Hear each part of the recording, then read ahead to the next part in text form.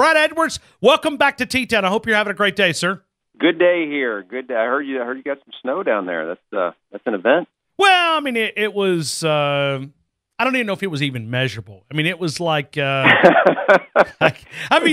flakes. You know? I mean, for a guy that lives in Connecticut, and you've talked about snow up there, like I feel embarrassed, like coming up to you going, "Well, we got snow." I mean, listen, we couldn't even make snow ice cream, and I don't know if you remember what snow ice cream was.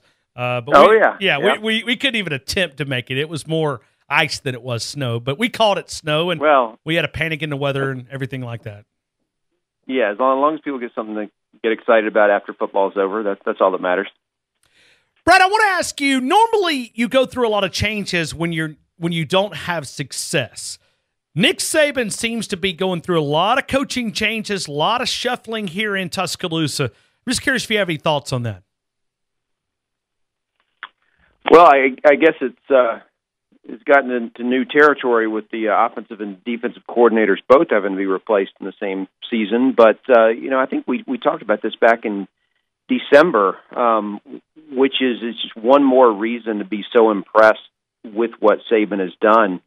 I mean, just all the championships and many other things over the last 10 years just kind of stand out within the history of college football. But when you start, putting things in line to give perspective to it, I think it's even more impressive. And this is one of them. Just the number of assistant coaches that he's had to replace pretty much year in and year out, and just the frequency with which he's had to replace coordinators along the way. I realize the defensive coordinators might not be as big of a deal because he is so involved on that side of the ball, with that being his background. But the offensive side, with the turnover there, and with each guy having a slightly different identity from the guy before him, it really is amazing the number of assistant coaches he's gone through, and especially when you consider how important those guys are to the recruiting machine. The fact that has continued to go the way that it has, it's nothing short of amazing that they have done what they've done in the middle of such a turnstile in the coaching staff. Well, it kind of hit me last night, and you and I talked about this with Les Miles and other coaches that were not willing to change. Coach Stallings was part of our program yesterday, and he made a comment. We were talking about Homer Smith and how far ahead of college football, because he was doing things that we're currently doing, and we think it's, in college football, he was so far ahead. And Coach Stallings said, but I wasn't willing to accept what he wanted to do because it was my team, and I wanted him to coach my way. And he talked about departing with Homer Smith that ended in 1993, and then he ended up going somewhere else. But you look back at Homer Smith and you think about these coaches, it's not like you and I just taking a different route to work. Okay, that's our change in our life. But these guys are built on philosophies, and it's like Nick Saban is willing to change a little bit, and now he accepts big change in college football. You may not like the direction that it's going, but it's going, and he's going with it. Yeah, look, when you have a coach with a defensive philosophy, there's so many things that have just been ingrained in him over all the years of not just being a head coach, but being a coordinator before that. And, you especially, a guy like Saban who kind of came up in the era where people are looking at things like, yards per game, points per game allowed. I mean, obviously points allowed is going to be an important thing no matter what metrics you look at. I mean, that's one that's going to be critical to winning games. But it is really difficult for a defensive coach to accept, okay, you know what? I need to run more up tempo. And if I run up tempo, that means my opponent is going to be getting more possessions per game. It means my offense is going to get more possessions per game, but it means the opponent will too, which inevitably means that you're going to allow more points than you previously did because the opponent is getting more opportunities to score. They're getting more plays. And of course, you're going to allow more yards because of that. And I think that's the tough thing for defensive-minded coaches, making that adjustment. Gary Patterson did the same thing at TCU, and he's obviously a great defensive mind himself. and he's gotten to the point now where he's okay with it. And I think that's something that that Saban didn't take nearly as long as a lot of other people have, to adapt to and to accept, because I think for him ultimately it's about winning. It's not about stats. There's that one stat, it's the W column, and nobody's done that better than him. And it's his willingness to adapt, whether that's the going up tempo, whether that's having a dual threat quarterback, or even the changes that maybe were probably easier for him to make on the defensive side, which is getting faster across all positions on the field in order to keep up with these offense that were spreading his defense out. So he's adopted in a lot of ways to what was going on in the game, and that's why he's continued to win championships. I think if he had continued to go with the same, run first, play action, slow it down, big defensive front with huge linebackers style that he had in 2011, 2012. If he hadn't changed that model at all, I think that would have been the last time he had won a national championship. Brad, as you're looking back at the analytics of this year, and I'm just kind of curious, have you focused in on any of that as you try to recap the year about 10 days away from the end of the season? Are you looking back at any of the numbers, things that jump out to you about 2017, the college football season, and where we may be going when we look at prediction and sort of going forward? Well, there are a few things that jump out about last season.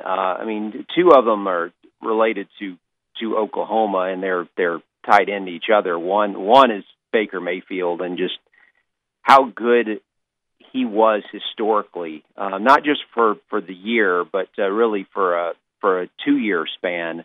And then this year's Oklahoma offense was really, really good as well. In fact, if we can go back to 2005, looking at efficiency on each side of the ball, and that's something we do on a 0 to 100 scale. So you can kind of compare offense to defense. And last year's Alabama defense, the 2016 Alabama defense, is the only unit that we have that has been more efficient than Oklahoma's offense was this past year. And that's a big thing from a numbers standpoint.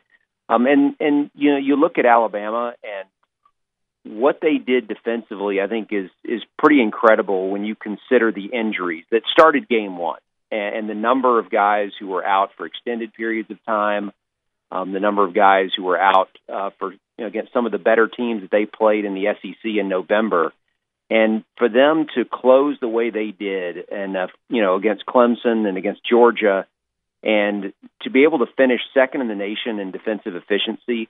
And by the way, throwing on top of that, all the guys they lost from last year's defense, the one that I said was the best one that we have in our data set, all of that stuff together to still be second is incredible. And I guess that's what would, give Alabama fans reason to be really optimistic about next year on the defensive side, even though basically the whole secondary's gone, as well as some other really good players that they've counted on for a couple of years now. But those are some of the things that jump out. And then one other thing that I noticed from the national championship game is that was the only game all season that Alabama's top 6 receivers all caught a pass in the same game. Wow. And they actually all caught a pass in the second half from Tua.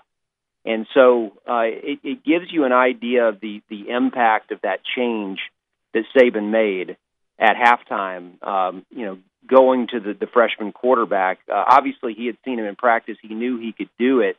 But you look at that little bit on paper, just the fact that the top 6 receivers all caught a pass in the same half, something they had not done in a game all year long. And I tell you what, it gives you an idea of if he is the quarterback next year, how that might change things just from the passing standpoint, just because there were so many guys who got involved in all the things that you can kind of do offensively because of that.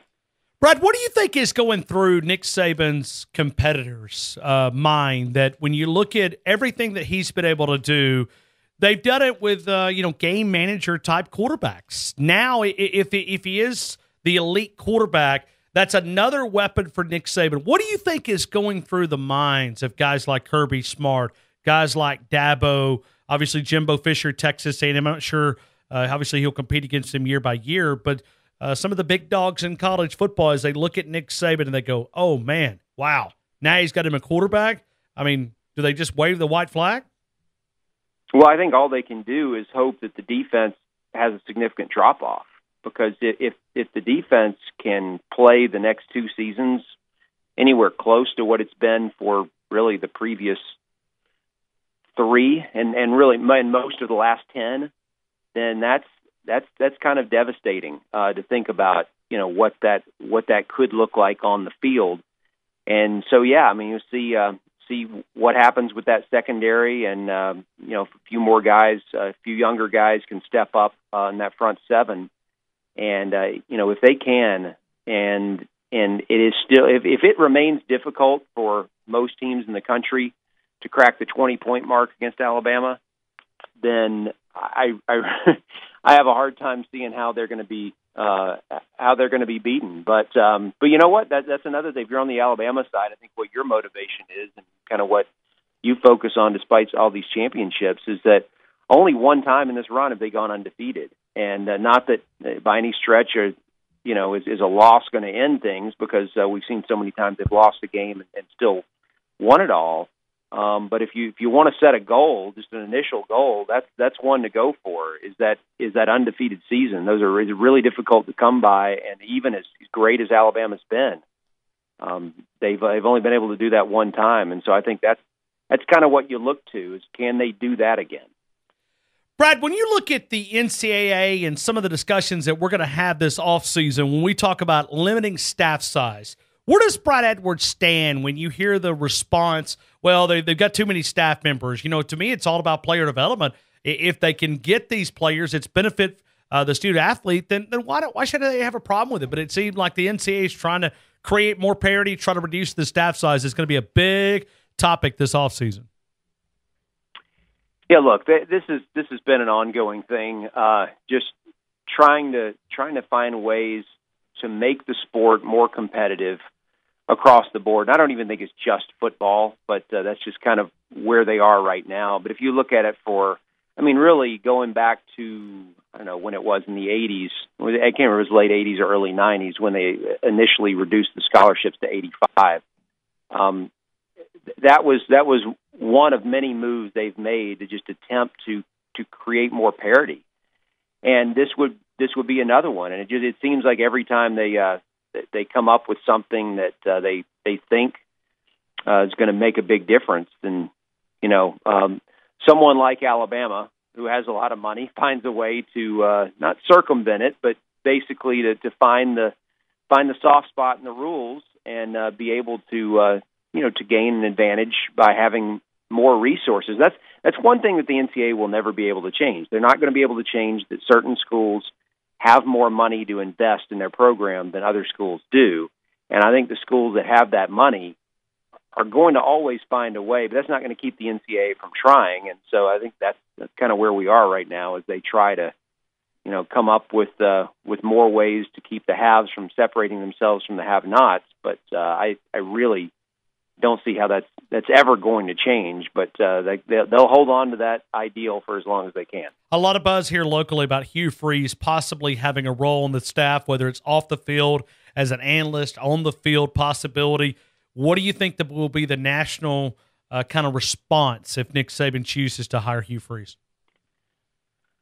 Well, I think the response will be very limited if he's an analyst. If he's not on the field, if he's not on the recruiting trail, if he is, look, we all know there's a lot of negative recruiting that goes on, but I can assure you that if Hugh Freeze is on the staff in a recruiting role and a on-field coaching role, that every school that Alabama is recruiting against will be reminding the mothers and grandmothers of the prospective recruits exactly what he was involved in, what he was accused of, and all that stuff. And so I feel like it's probably too early for him to get back in on that level. It's just hard for me to believe that he could be an effective recruiter. So little time having passed since all that, but look, it's hard to argue with Saban's success rate when it comes to this stuff, and I do think that it would blow over more quickly with him doing it than it would with anyone else in college football doing it. But I don't think even Saban is going to be immune from criticism if he were to hire Hugh Freeze and put him on his staff. I think everyone acknowledges that we all deserve second chances for the mistakes that we make, and I think everyone kind of accepts that Hugh Freeze is going to get an opportunity to coach again. I think how quickly he's given that opportunity is a question, and obviously the NCAA part of this as well. Even though the show cause or whatever it is, that it doesn't apply to him as an assistant coach, and it's very limited even for him as a head coach.